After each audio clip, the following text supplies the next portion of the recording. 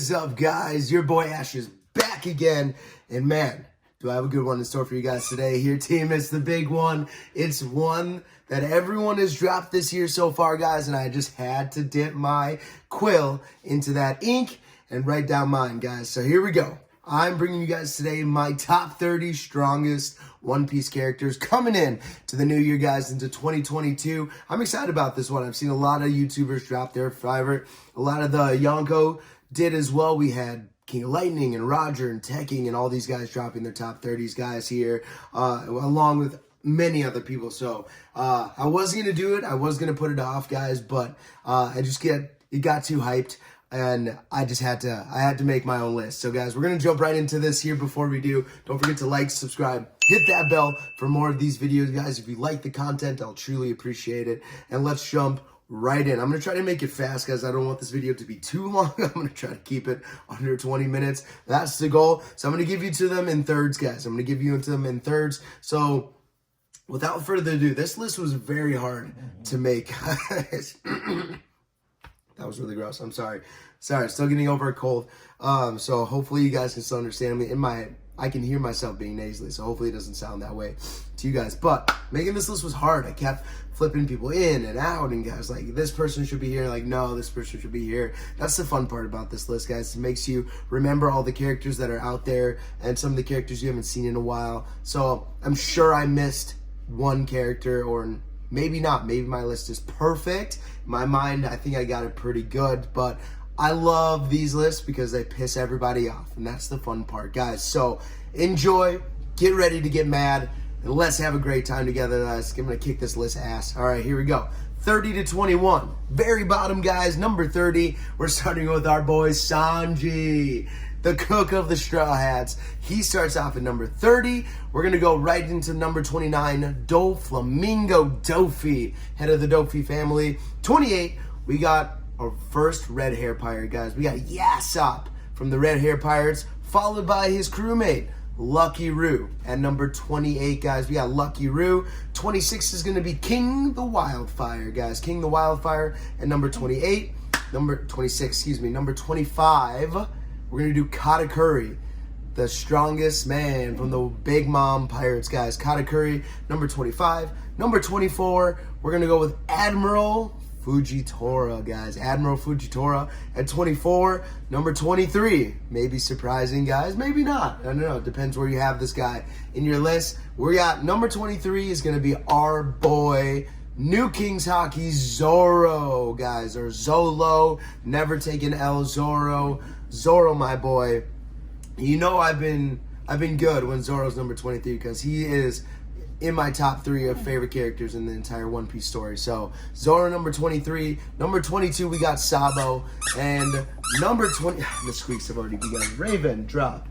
Number 21 we have Yamato, guys. Yamato, our newly acquired, soon to be crewmate from the Beast Pirates. I'm excited, guys. Those are the first 10, so let's talk about it a little bit. So you might think it's surprising I put Sanji at the very bottom. I think Sanji's feats were awesome in this arc. He pretty much made light work of Queen, which is why Queen isn't on my list, guys. Here, Queen was between 30 and 40. He was up there, but not quite in the top 30, guys. So Sanji rounded out my list. I love the improvements he made. His body stepped up. He's like this iron body now.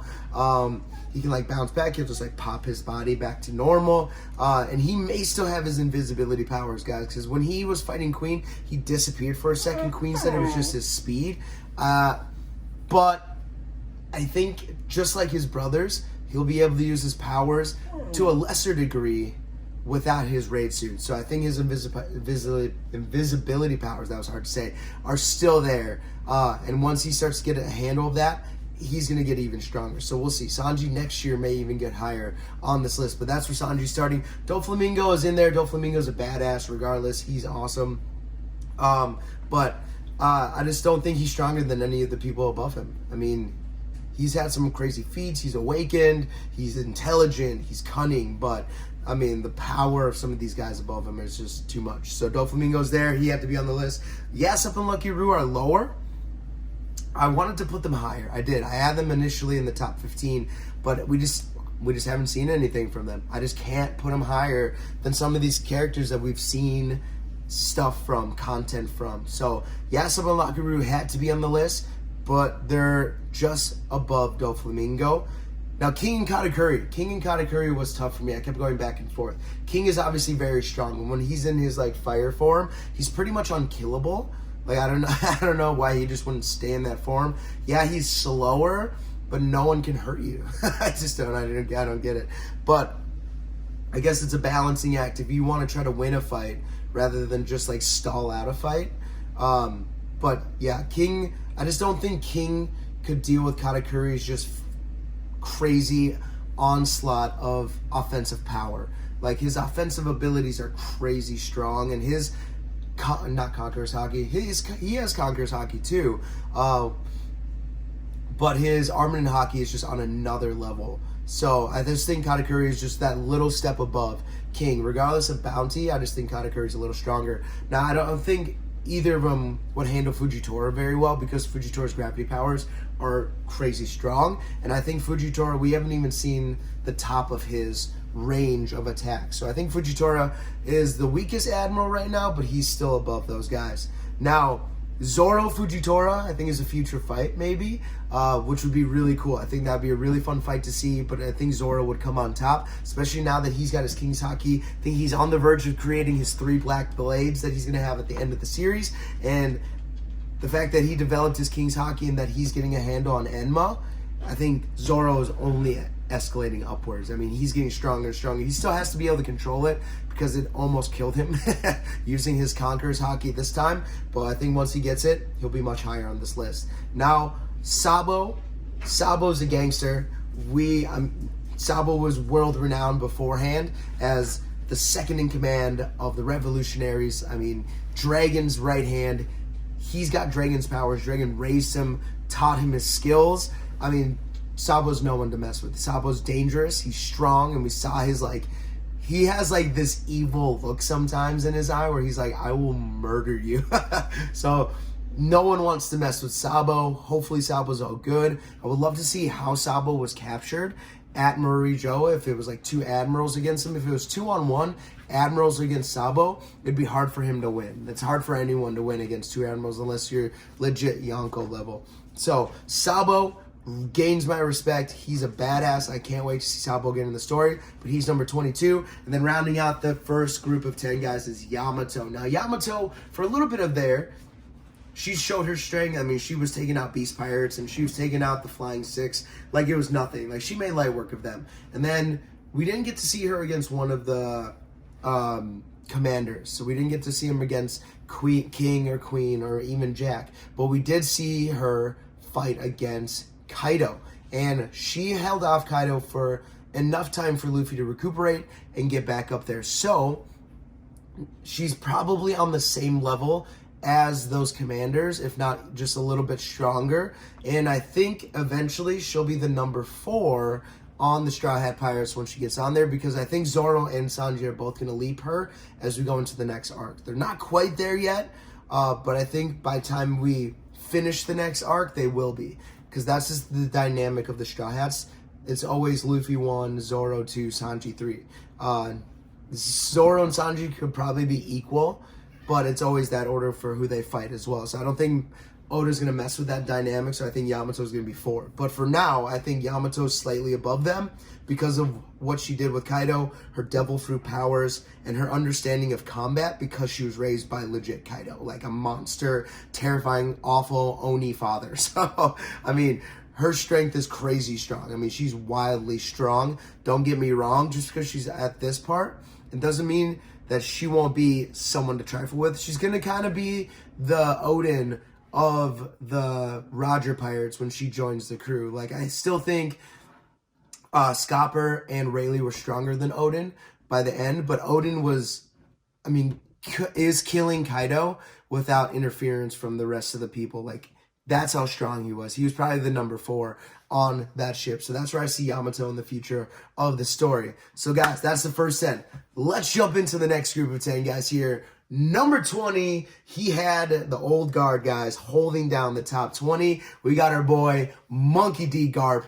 Garp holding it down. I still think Garp is a gangster. He's still going on missions. He's escorting these highly not classified, but highly special people around the world, like Reverie and stuff, and no one's messing with Garp. No one is messing with Garp, guys. So unless you're above him in this one, I don't think anyone below him is taking out Garp. So Garp, the Fist, still hanging on number 20. Number 19, Shiryu of the Rain.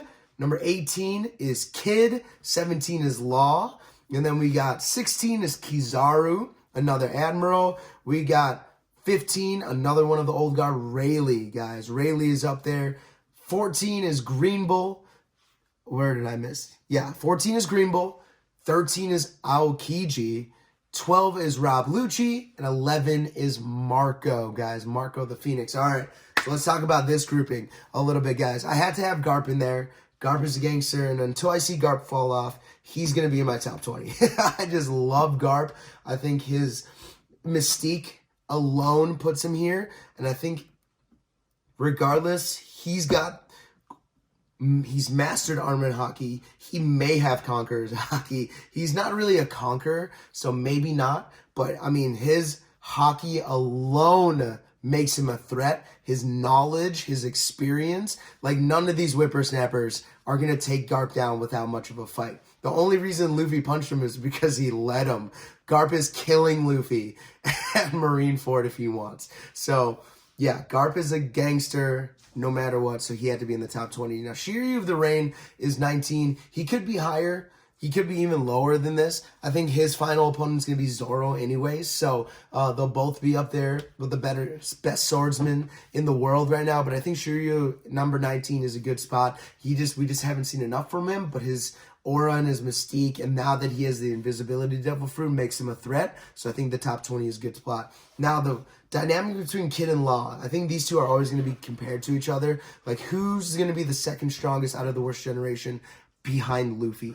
And I just think Law's devil fruit makes him stronger than Kid. Kid is so reliant on metal that, like, if you put him in the middle of the ocean with just nothing around him, he's pretty much screwed. I mean, he'll magnetize you or himself with his giant metal arm, but, I mean, regardless, in Onigashima right now, he had to use all the metal around the battlefield just to fight Big Mom right now. Like, if he's in a field of grass, like, he's screwed. So, I just think he's at a huge disadvantage, and Law's Devil Fruit is so wildly broken, and he has so much he can do with, like, the room by itself, and now the zoom or the whatever this other one is, where he, instead of going out, he goes in and crushes you internally and turns your organs into scrambled eggs. Like, Law is just, I just think he's going to be the second strongest, even though it's Oda's kind of making it out for Kid to be like the Shiki of this generation, where he's like the second strongest and the rival of Roger.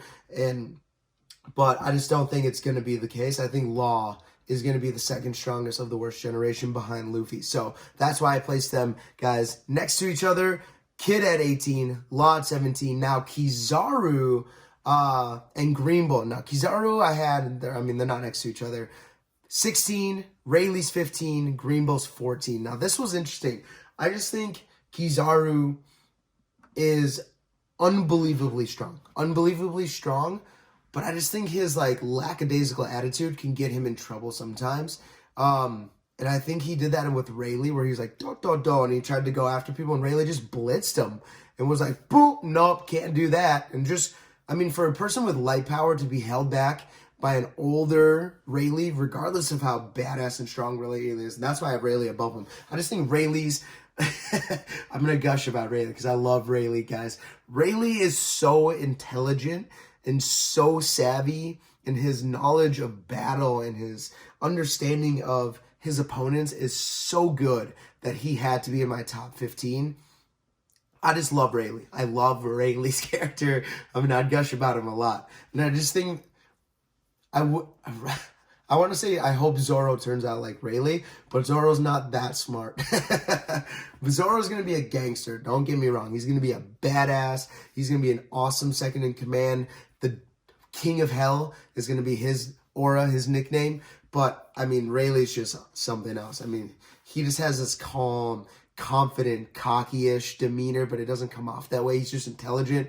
And I just think in a serious battle, he's going to kill Kizaru when Kizaru makes a mistake. And I don't think Rayleigh makes mistakes.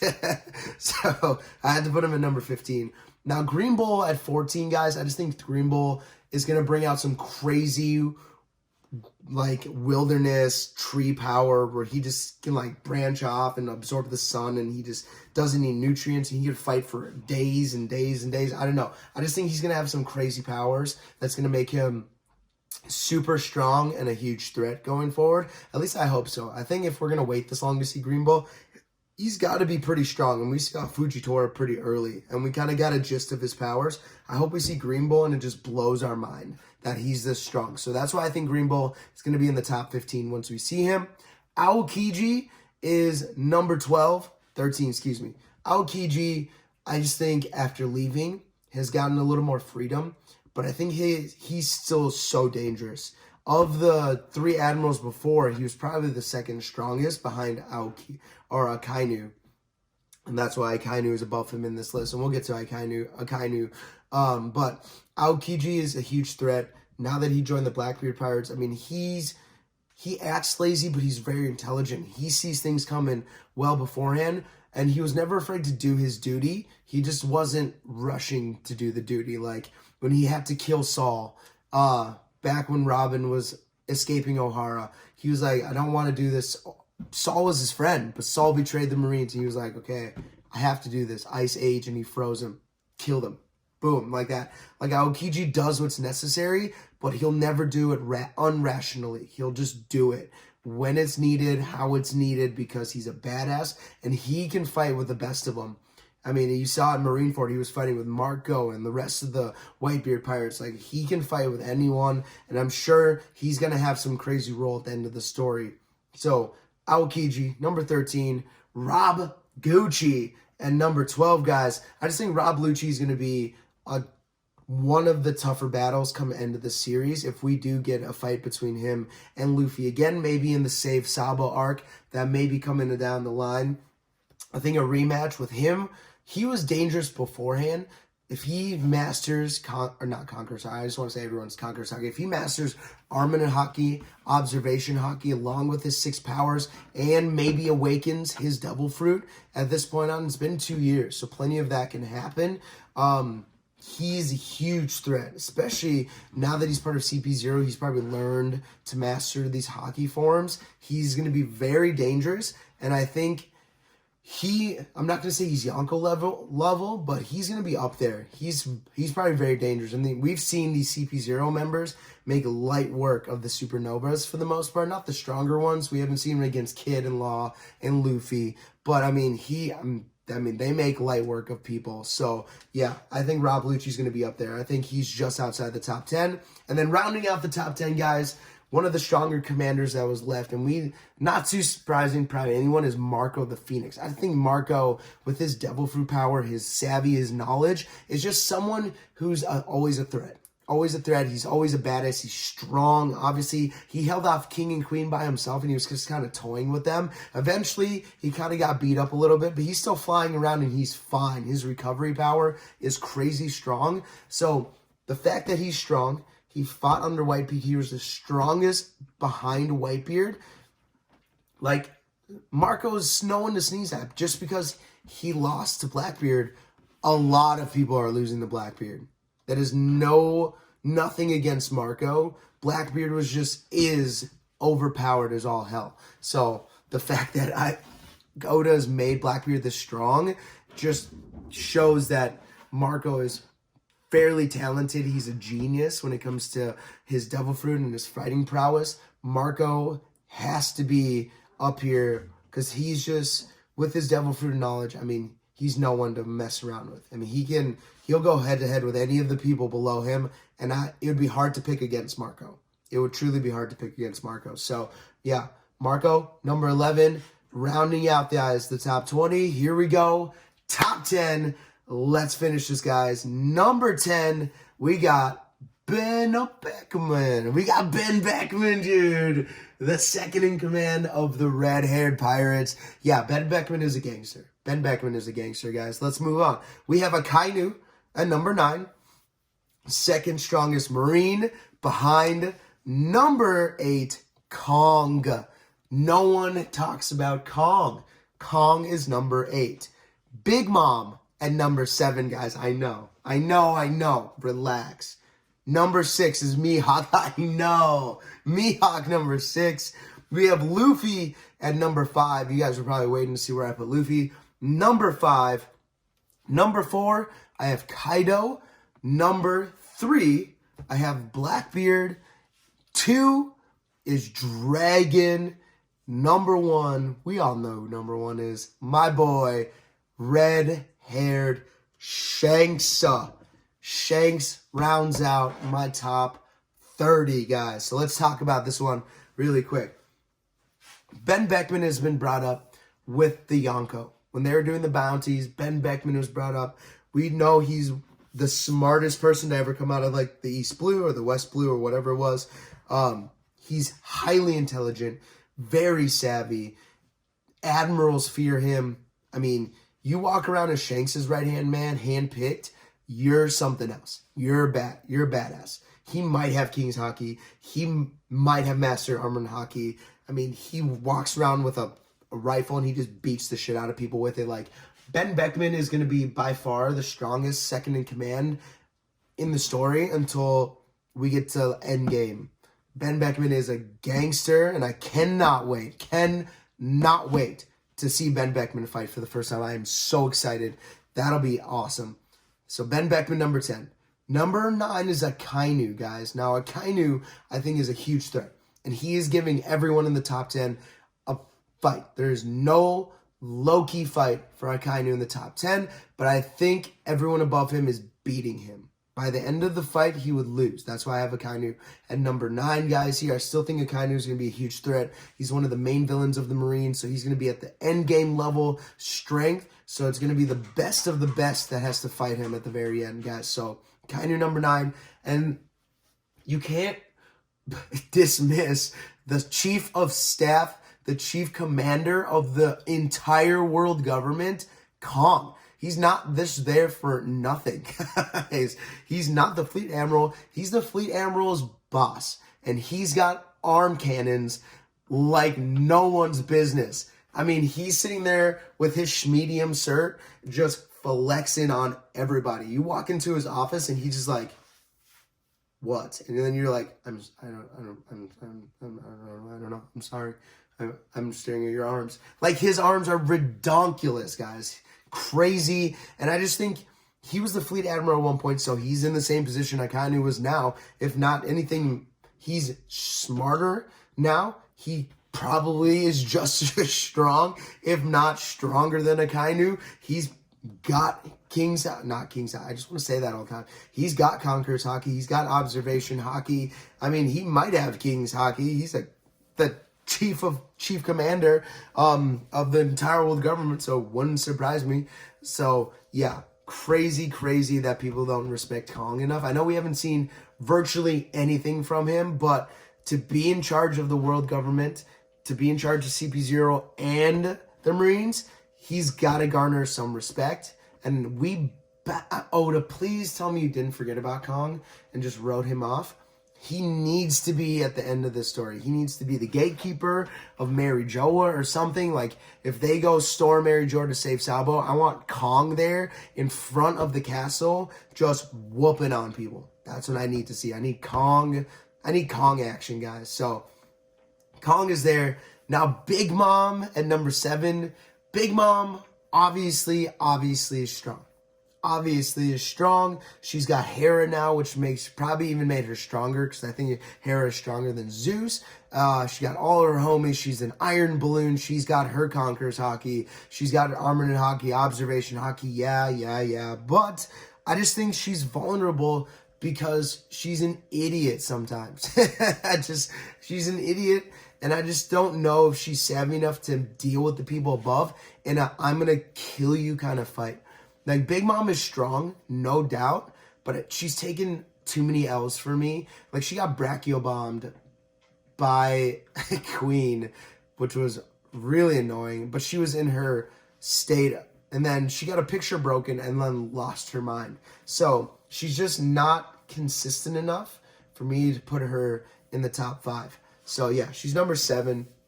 I mean, she might kill everyone above her, but I just can't put her above any of these guys. Mihawk at number 6.